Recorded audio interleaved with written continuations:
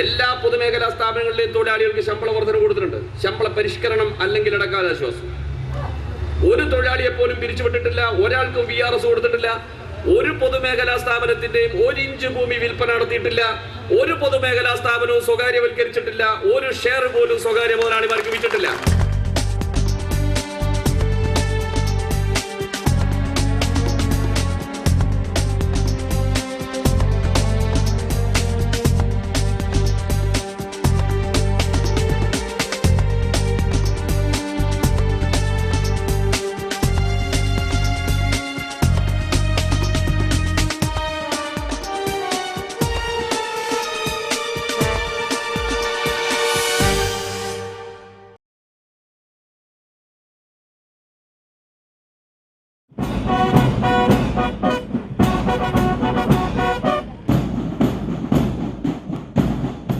When the world was suffering its worst ever economic crisis, Kerala was experimenting with an ingenious model of economy.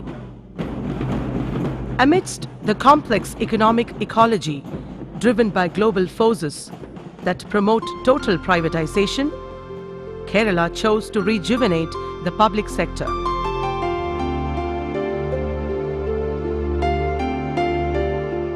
This move reasserted public sector intervention towards a healthier state economy, public welfare and stability. Economists like Paul Krugman and Joseph Stiglitz advocate a reasonable mix of state and private entrepreneurships to prevent the market from driving the economy reckless. പൊതുമേഖലാ സ്ഥാപനങ്ങളെ സംരക്ഷിക്കുക എന്നതാണ് ഇടതുപക്ഷ ജനാധിപത്യ മുന്നണി ഗവൺമെൻറ്റിൻ്റെ നയം. നഷ്ടത്തിലോടുന്നത് അടച്ചുപൂട്ടുക എന്നതല്ല, പുനരുദ്ധരിച്ച് ലാഭത്തിലാക്കുക എന്നതാണ് ലക്ഷ്യമാക്കിയത്. ഓഹരികൾ വിറ്റഴിക്കുകയും സ്വകാര്യവൽക്കരണവുമാണ് ആഗോളവൽക്കരണത്തിൻ്റെ ഭാഗമായി കേന്ദ്ര ഗവൺമെൻറ് സ്വീകരിച്ചിരിക്കുന്ന നയം. അതിന് ബദലായി പൊതുമേഖലയുടെ ഉന്നമനമാണ് കേരളം വിജയകരമായി ഉയർത്തിപ്പിടിക്കുന്നത്.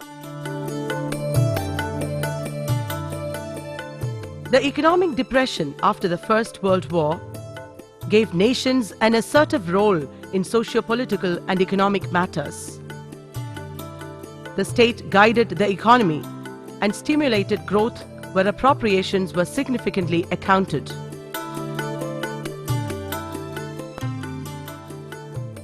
The Soviet economic system played an ideological role in balancing the global economy that was driven solely on the basis of profits.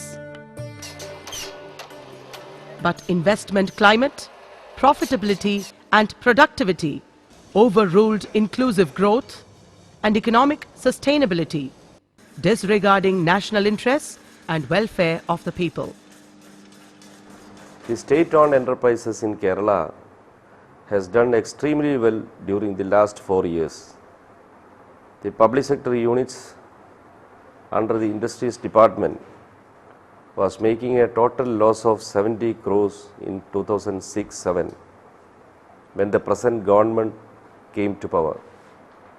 Majority of the units were making losses.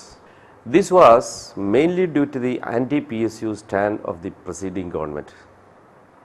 With concerted efforts, this government could transform the loss of 70 crores into a profit of 240 crores in 2009-10.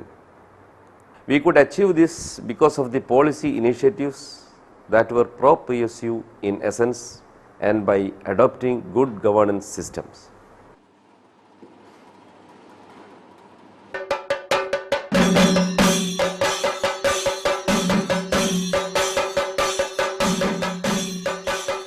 The acclaimed Kerala model attained the living standards of developed countries in terms of health, education and life expectancy without following the classical growth pattern. Kerala has a well-developed service sector with markedly underdeveloped industrial and farm sectors. To sustain the model, the industrial and farm sectors are to be strengthened. The agricultural sector is facing stiff challenges due to limited land availability, high costs, meager returns, and uneconomic operations. Therefore, the industrial sector is the best avenue of sustainable development.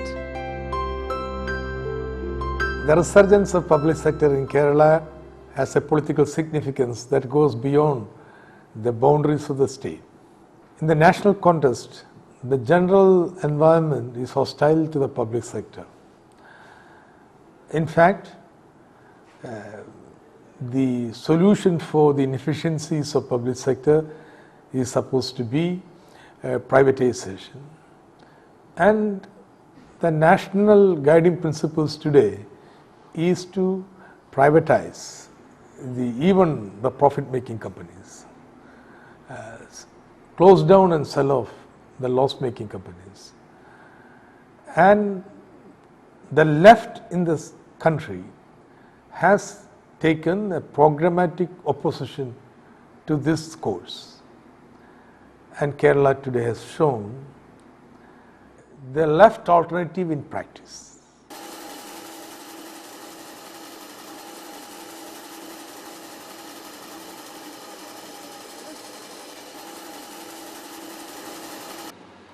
The left democratic government that was sworn into power was quick to respond to the harsh economic realities.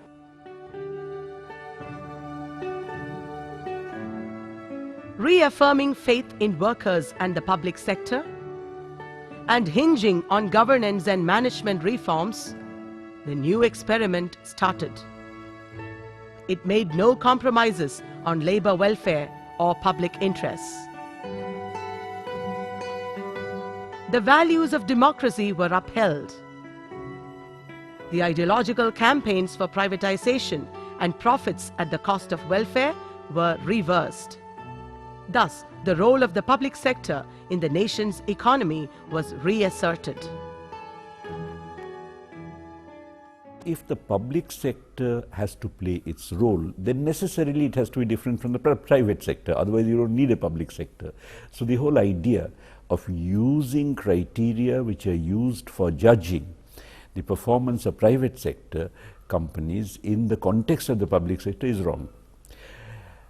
But it follows that in the neoliberal period, the reason why the public sector apparently has not performed well is not because of any intrinsic limitations on the part of the public sector, but because of the fact that the political will to make the public sector work was absent, because the whole ideology underlying neoliberalism was a different ideology. It was the ideology of liberalization, privatization, globalization, which basically means allowing multinational corporations to come in. To keep the multinationals out was in fact the original objective of the public sector, to promote self-reliance.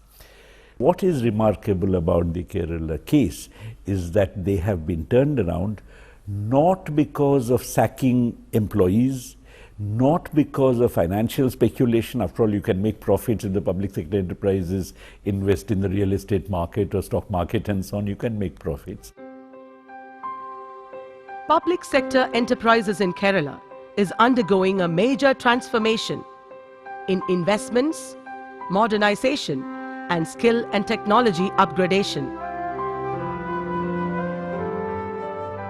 Monthly monitoring and evaluation of key performance parameters, employing better practices of corporate governance, and infusing professional management at the top level through transparent and independent selection processes ensure best results. A slew of asset restructuring mergers and strategic investments and alliances are adopted with no compromise on environment, safety and governance issues or corporate social responsibilities. Throughout the reform process, there has been close involvement of the collectives, which included state-level conclaves, dialogues on performance contracts, and productivity-linked incentive schemes. Kerala formulated an industrial policy in 2007. It spelled out the vision and mission of industrialization of the state. It also stressed the protection, revival, and strengthening of state-owned enterprises without privatizing the assets. Consequently, the public sector units were transformed into exemplary productive zones with remarkable turnover and profitability. Company ഒരു കുതിപ്പിൻ്റെ പ്ലാറ്റ്ഫോമിൽ എത്തി നിൽക്കുകയാണ്. ഒരു പ്രത്യേക പ്ലാറ്റ്ഫോമിൽ നമ്മൾ എത്തി നിൽക്കുകയാണ്. അപ്പോൾ നമുക്ക് ചന്ദ്രയാന് വേണ്ടി ഒരുപാട് ഓർഡറുണ്ട് നമുക്ക് കിട്ടിയിരുന്നു. അപ്പോൾ തന്നെ യന്ത്ര സാമഗ്രികൾക്ക് ഡിഫൻസിൻ്റെ യന്ത്ര സാമഗ്രികൾക്ക് വേണ്ടി ഒരുപാട് ഓർഡർ, നമ്മൾ കോംപ്ലിക്കേറ്റഡ് ഓർഡറുകൾ ഇപ്പോൾ നമ്മൾ സ്റ്റീലിൽ നിന്ന് നമ്മൾ ടൈറ്റാനിയത്തിലേക്ക് ഓട്ടോമാറ്റിക്കായിട്ട് മാറിയിരിക്കുകയാണ്. ഓരോ കൊല്ലവും കൂടുതൽ പ്രോഫിറ്റിലേക്കാണ് പോയിക്കൊണ്ടിരിക്കുന്നത്. ടാർഗറ്റ് തന്നെ മുൻകാലങ്ങളെ അപേക്ഷിച്ച് വർദ്ധിപ്പിക്കുന്നുണ്ട്. ആ ടാർഗറ്റിനെ കവച്ചു വെച്ചുകൊണ്ടാണ് ഞങ്ങളുടെ പ്രൊഡക്ഷൻ ഓരോ കൊല്ലം ചെന്ന് അവസാനിക്കുന്നത്. ഇവിടുത്തെ മാനേജ്മെൻറ്റും തൊഴിലാളികളും തമ്മിലുള്ള സമാധാനമായ അന്തരീക്ഷം പൊതുവെ ഇന്ത്യയിൽ തന്നെ ഒരു മാതൃകയായിട്ട് നമുക്ക് കാണാൻ സാധിക്കും. Out of the 42 public enterprises under the Industries Department in 2005-2006, only 12 were making profits.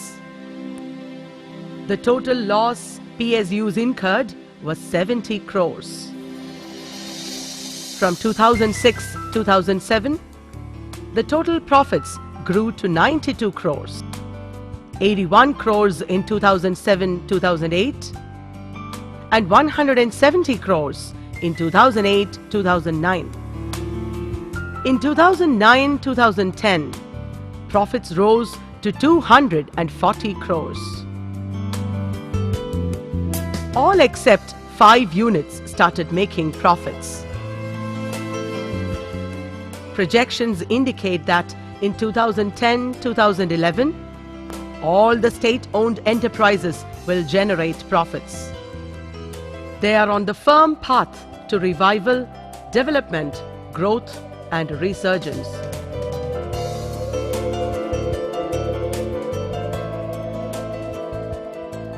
Kerala has taken a strong stand to protect and develop the public sector units with government intervention, and that has proven successful. Kerala showcased this phenomenon in a national conference on resurgence of state-owned enterprises, the Kerala Experience, in November 2009 at New Delhi. The effort was to draw public attention to the initiatives of the left government.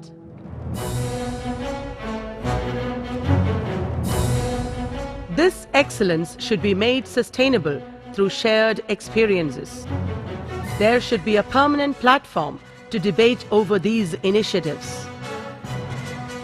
The prime objective of this international conference is to cement a philosophy and provide strategic leads for state-owned enterprises.